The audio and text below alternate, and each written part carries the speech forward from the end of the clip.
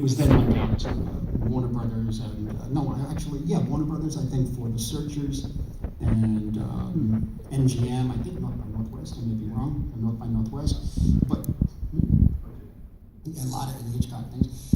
Vertigo, was of course a Paramount picture. But in any event, this was an extraordinary process, and one of the great things about this process was to see it projected in Vistavision.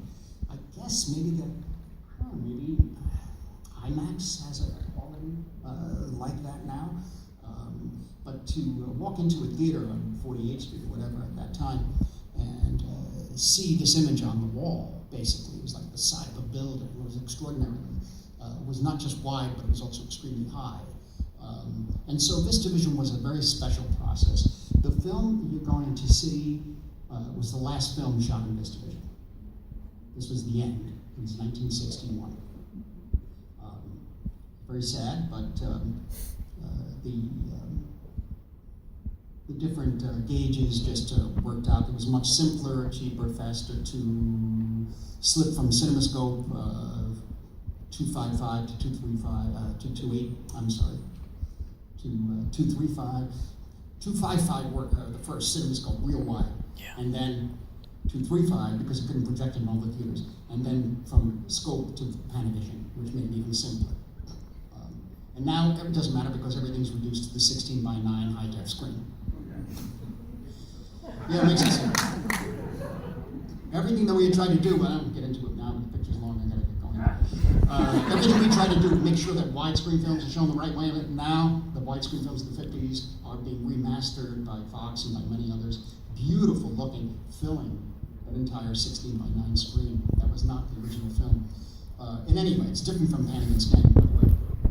Anyway, this film is based on a novel by Charles Nader, kind of a Mark Twain scholar.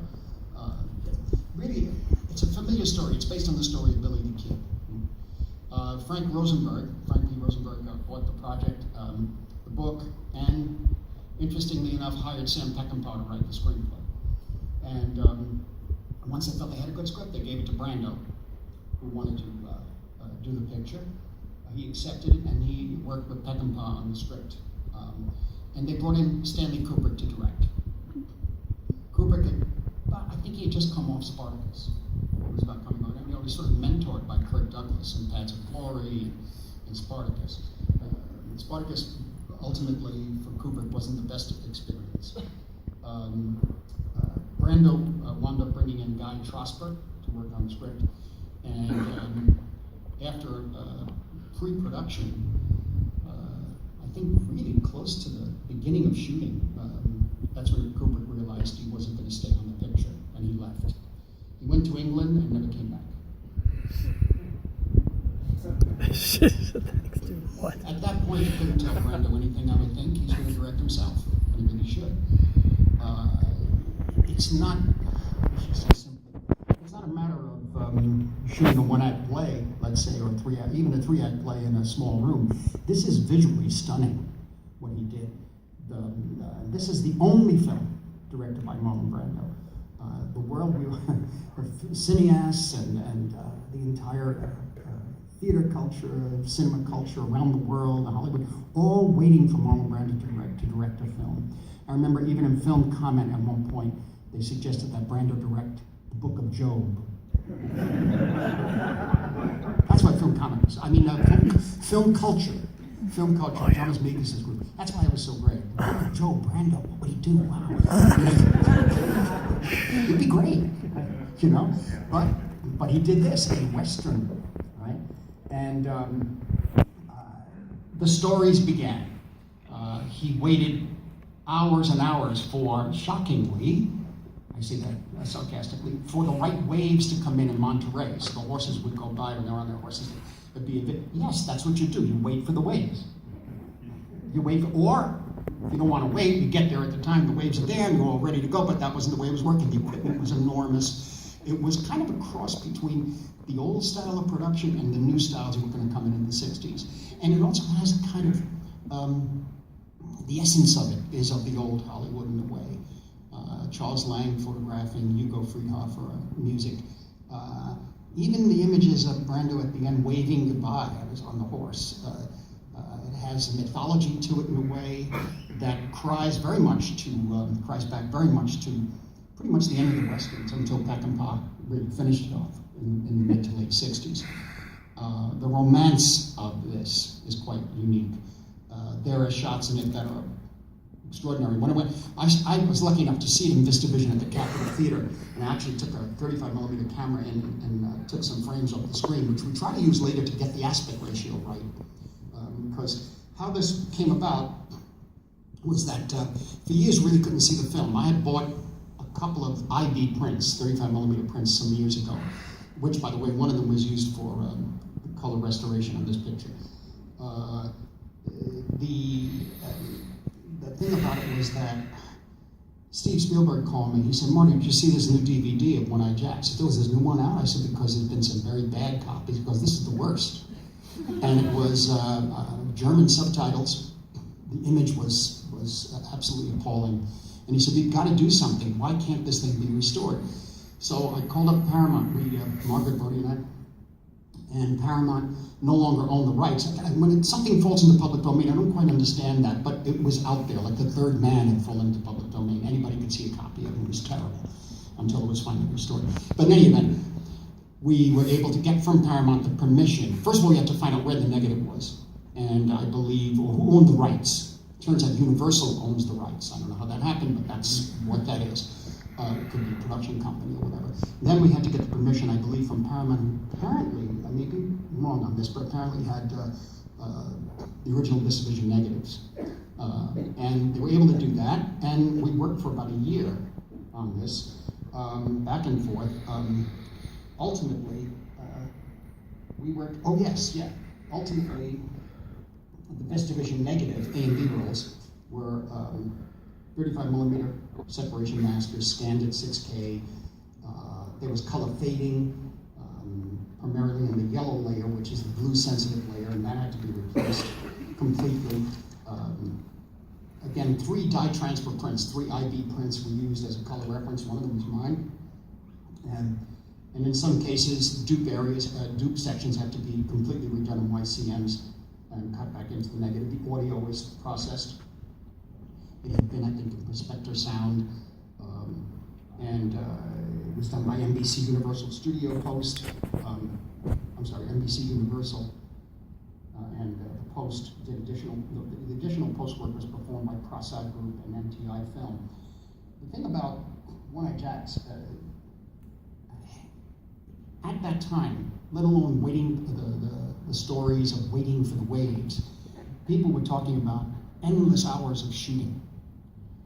And what's remarkable about this picture, it's unlike any other Western because the intensity and the power of the actors, the way they're directed, the way they're framed against the landscape and within these houses, these sets. But the intensity and the energy of the actors just burst out of the edges of the screen. I mean, they come out of Death of a Salesman and Streetcar Named Desire. It just slips out somehow, and they don't seem to be something that the camera could control. Carl Malden gives one of his greatest performances as Dad Longworth, and I got to know Marlon Brando a little bit over the years, and I said, Dad Longworth reminds me of Jerry Falwell in this picture. Brando, he never really felt that the film was successful. We told him we had loved it, and he's out, it wasn't really. But I don't know whether that's just kind of humility about the picture, because when it did open, I believe it was not well received. It was not well received at all. Again, it has a throwback to the romance of the Western, yet there was a kind of different sort of energy about it, a brooding energy, which is beautiful. Also, and this is sad, we tried, but I don't think anyone could find it. And there were stories of the original cut being 5.5 hours. Now, you hear that about Greed, you hear that about Novecento was 5.5 hours, but at this time you didn't throw Western at 5.5 hours, and we had wondered if any of that footage was to be found. I don't believe that could be a myth. It's just sometimes things start out and say the original, especially today when you say the original director's cut, that's usually a rough cut that nobody should see. Then you take things out, you put it back in. If the studio takes them out, that's different. That's different.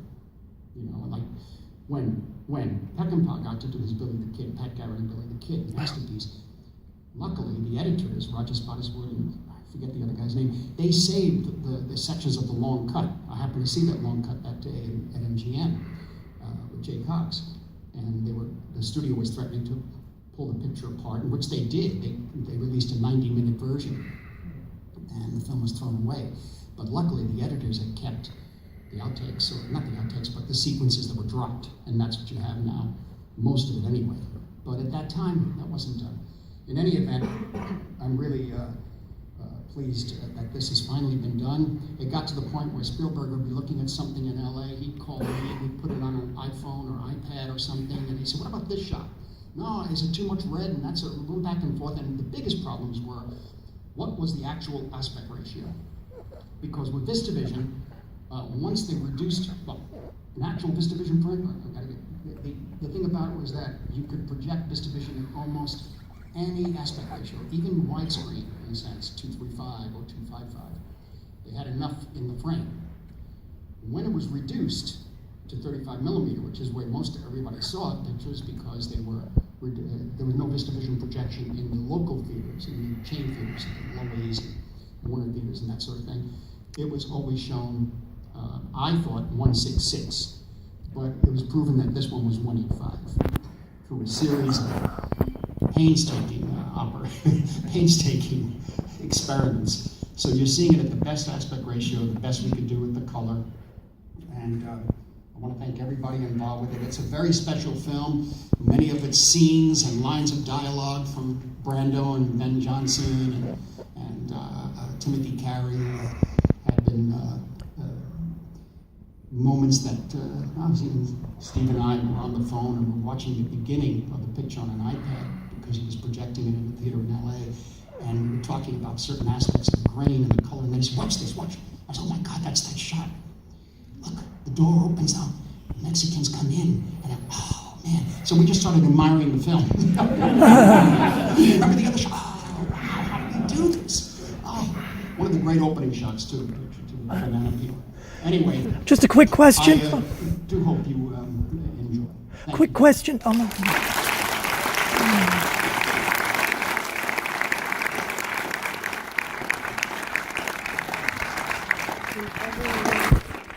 Is it 10 minutes?